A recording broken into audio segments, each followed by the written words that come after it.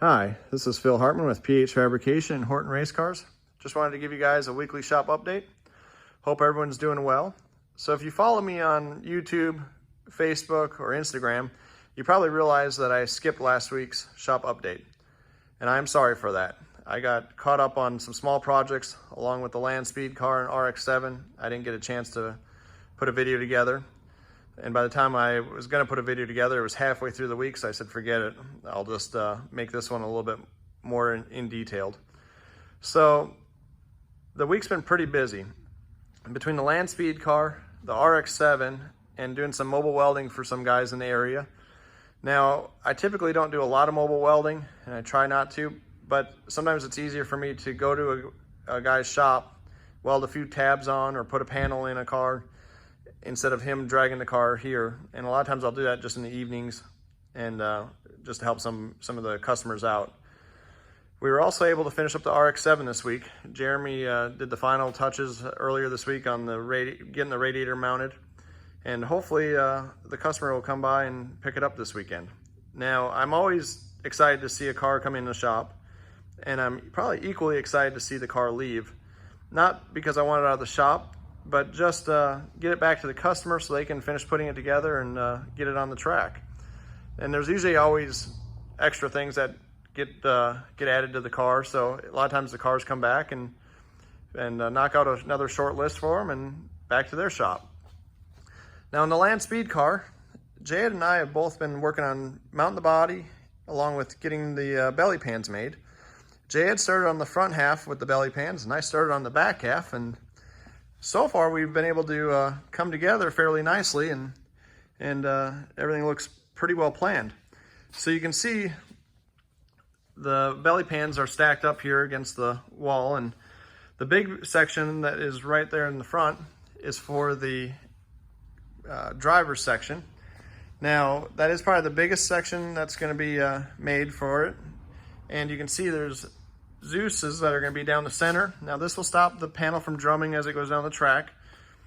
Now with it being such a big section, and we have it in 3 sections, so that way it's easier to take off, but being a bigger section, most likely this panel won't come off between rounds.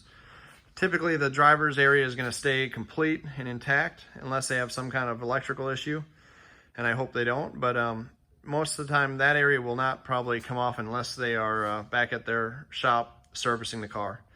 The next section behind it is for the engine bay. Now that is a little bit smaller of a piece.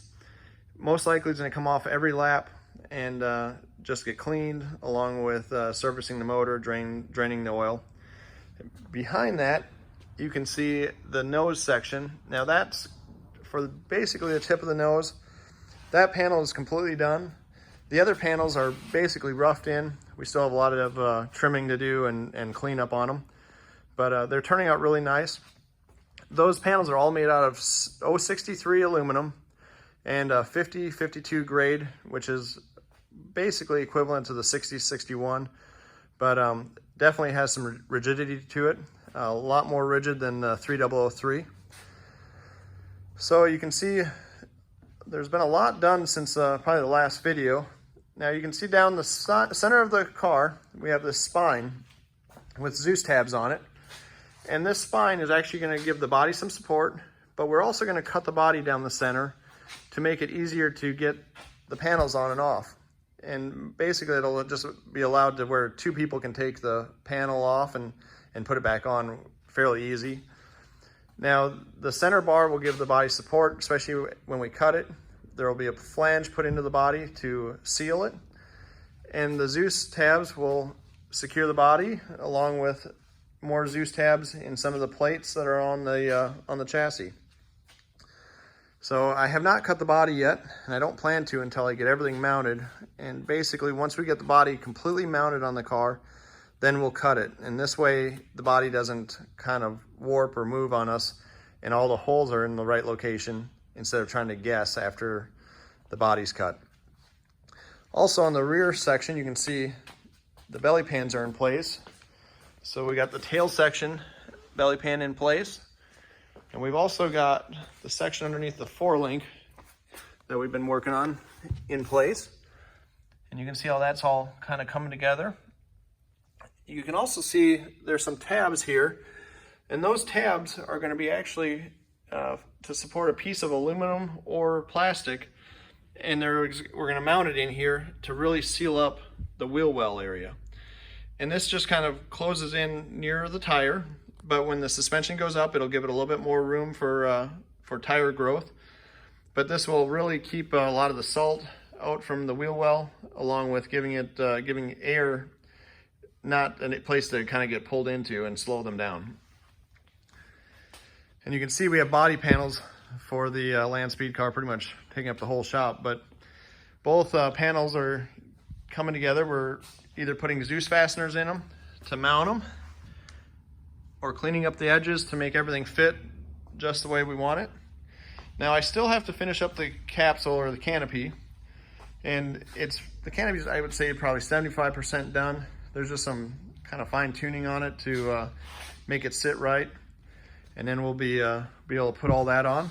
Now, if you've been following me on Instagram, the customer came down last weekend, and we were able to get the car on the ground. We actually ran the air jacks to see how they all worked, and they worked perfectly. Ran off of a bottle of CO2. So the car went up and down, and then we actually put it down on the ground, rolled it outside, and got a few pretty good pictures of it. And I'm really excited to see this car run. It'll be a great time note at the Salt Flats next year. Over here you can see the power plant for the Land Speed car. It's a Mercedes-Benz diesel motor with a Turbo 400 Chevy transmission. Now, this is all bolted up, basically ready to run. We had everything torqued up and just getting ready to set it into the car. We're making a few changes with an intercooler. We're going to add that on now instead of just doing straight piping for the air intake. So that's why that's all mocked up. And over here we got the exhaust. That part of the exhaust, it actually gets bolted to the chassis and comes out the body. But things are definitely coming together. Hopefully in the next few weeks we'll see the Land Speed car back to the customer shop, and so I'm definitely looking forward to that. Over here on the RX-7, like I said, Jeremy did a great job on the car. Between Jeremy and myself, we both were able to get things knocked out. And you can see we got the fuel tank installed, along with the ice box, the fire extinguisher bottle that we got installed. We were able to finish up some of the wheel tubs that needed to be finished. When the car came, the wheel tubs were just clecoed in, so we were able to get those secured into place. Also finished up another panel that was missing in the trunk area. Out on the body side, we had to patch the fuel cap area. Now up front, we ended up mounting a radiator. Now this radiator is kind of a neat unit. It had the built-in water pump. I hadn't really seen one like this before, and maybe you guys have all seen this style radiator, but I haven't. But just thought I'd give a kind of a view of how it works. But you can see it's got the water pump built into the side of the radiator and kind of a tank. And we were able to get everything mounted.